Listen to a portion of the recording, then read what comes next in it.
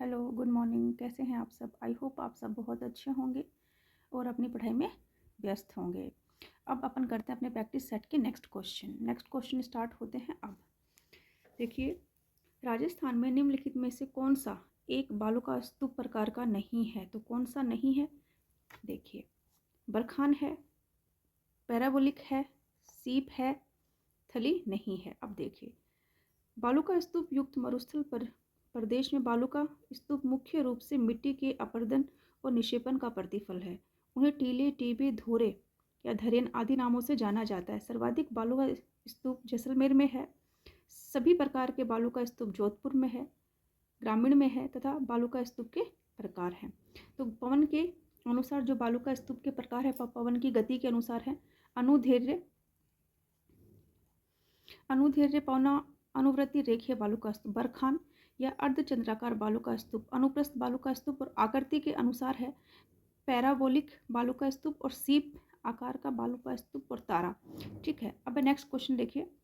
बालू के स्तूपों के प्रकार नहीं है, वही है तो अपन ने पढ़ लिया।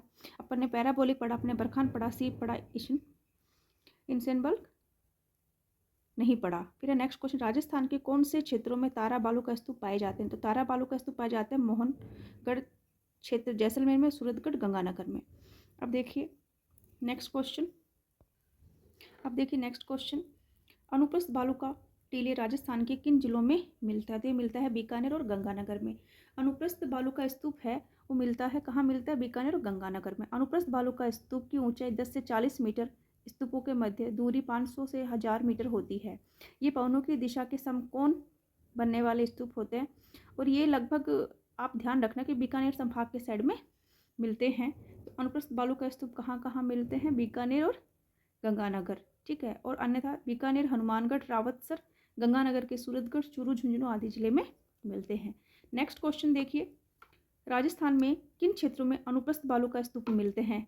तो वही अनुप्रस्थ बालू का स्तूप है। देखिए, बीकानेर के पुंगल के चारों ओर, गंगानगर के सूरतगढ़, जैसलमेर के मोहनगढ़ और हनुमानगढ़ जिले के नौहर क्षेत्र में। तो इसका आंसर क्या है? अपन ने क्या कहाँ पढ़ा था? अपन ने दो जगह पढ़ा था, बीकानेर संभाग में अपन ने लगभग पढ़ा था। तो ये देखिए, तो इसमें कहाँ है? देखो, बीकानेर के पुंगलगढ़ के चारों ओर है। ठीक है, दूसरा है गंगानगर के सूरतगढ़ के चारों ओर है। और हनुमानगढ़ का जैसे इसमें दिया गया तो नौहर नहीं है, हनुमानगढ़ का कौन सा स्थान है? रावतसर है। ठीक है, अब नेक्स्ट क्वेश्चन देखिए, थार के मरुस्थल में पाए जाने वाले अर्धचंद्राकार रेत के टीले को क्या कहा जाता है? तो उसको कहा जाता है बरखान कहा जाता है। नेक्स्ट क्वेश्चन देखिए, बरखान, यह बरखान क्या है? तो ये रेत के टीले हैं। नेक्स्ट क्वेश्चन पढ़िए, बरखान बालू का स्तूप प्रधानतः राजस्थान के कौन से क्षेत्र में पाए जाते हैं? बरखान बालू का स्तूप जहाँ 20 से 35 सेंटीमीटर समवर्षा रेखा के मध्य पाए जाते हैं। नेक्स्ट क्वेश्चन, बरखान पश्चिमी राजस्थान के कौन से क्षेत्रों में पाए जाते हैं? तो ये पाए जाते हैं ओशिया जोधपुर में, भालेरी चूरू में और देशनोक बीकानेर में पाए जाते हैं। अब नेक्स्ट क्वेश्चन, बरखान स्थलाकृति किस भौतिक प्रदेश से संबंधित है? तो ये मरुस्थलीय प्रदेश से संबंधित है। सीप क्या है? सीप क्या है? एक अनुदैर्घ्य बालू का स्तूप है। नेक्स्ट देखिए, कौन से बालू का स्तूप प्रचलित पवन की दिशा के समांतर विकसित होते हैं? तो समांतर होते हैं सीप बालू का स्तूप। फिर है नेक्स्ट क्वेश्चन है, राजस्थान के थार मरुस्थल में दृष्टवती नदी घाटी में किस प्रकार के बालू का स्तूप पाए जाते हैं? तो यहाँ पाए जाते हैं जो थार का दो दृष्ट जो घग्गर नदी है वहाँ मिलते हैं रेखीय या पौना अनुवर्ती बालू का स्तूप मिलते हैं। अब एक बार इसको देखिए, अनुदैर्घ्य, पौना अनुवर्ती, रेखीय बालू का स्तूप ये एक ही प्रकार से होते हैं। जो इनका विस्तार है सर्वाधिक जैसलमेर के दक्षिणी पश्चिम भाग में पाए जाते हैं और जोधपुर बाड़मेर जिले में भी इनका विस्तार है। इन रेखीय बालू का स्तूप की ऊंचाई 10 मीटर से 60 मीटर तक पाई जाती है। पौना अनुवर्ती स्तूप पवनों की दिशा के समांतर बनने वाले हैं।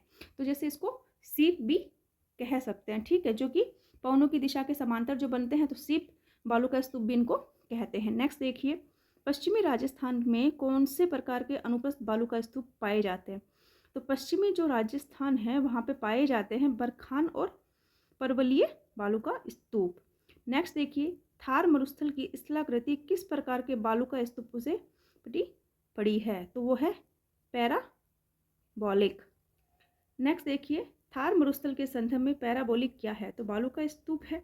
नेक्स्ट क्वेश्चन देखिए, राजस्थान के पश्चिमी मरुस्थल में सबसे प्रमुख बालू का स्तूप है। तो सबसे प्रमुख कौन सा है? पैराबोलिक। नेक्स्ट क्वेश्चन देखिए, निम्नलिखित में से राजस्थान का कौन सा क्षेत्र बालू का स्तूप मुक्त है?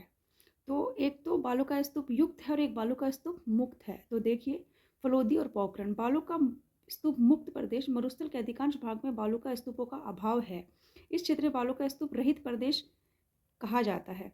वह प्रदेश जैसलमेर के चारों ओर लगभग 65 किलोमीटर क्षेत्र है। पोखरण तहसील के लगभग आधे भाग में है और फलोदी जिले के दक्षिणी पश्चिम भाग में है। नेक्स्ट क्वेश्चन देखिए, सही कथन का चयन कीजिए। अनुप्रस्थ बालू का स्तूप चूरू और झुंझुनू जिले में मिलते हैं। अवरोधी बालू का स्तूप पुष्कर क्षेत्र में मिलते हैं। फिर जोधपुर जिला बालू का स्तूप मुक्त प्रदेश है। तो इसमें बालू का स्तूप मुक्त प्रदेश नहीं है, वो युक्त प्रदेश मुक्त नहीं है। तो देखिए इसका आंसर हो गया फर्स्ट और सेकंड।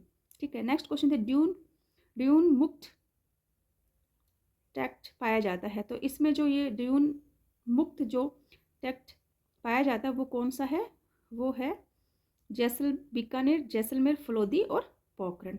फिर है नेक्स्ट, लाठी सीरीज क्या है? तो लाठी सीरीज जो है एक भूमिगत जल पट्टी है। तो देखिए इसका, लाठी सीरीज क्षेत्र जैसलमेर जिले में पोखरण से मोहनगढ़ तक पाकिस्तान सीमा के सहारे एक भूगर्भीय जल की चौड़ी पट्टी है जिसे लाठी सीरीज क्षेत्र कहा जाता है। ये जो है टर्सरी कालीन औषधि चट्टानों में है जिसमें तेल तथा गैस के भंडार मिलते हैं। यहाँ चांदल नलकूप कम गहराई में अधिक पेयजल आपूर्ति के कारण थार का घड़ा भी कहलाता है।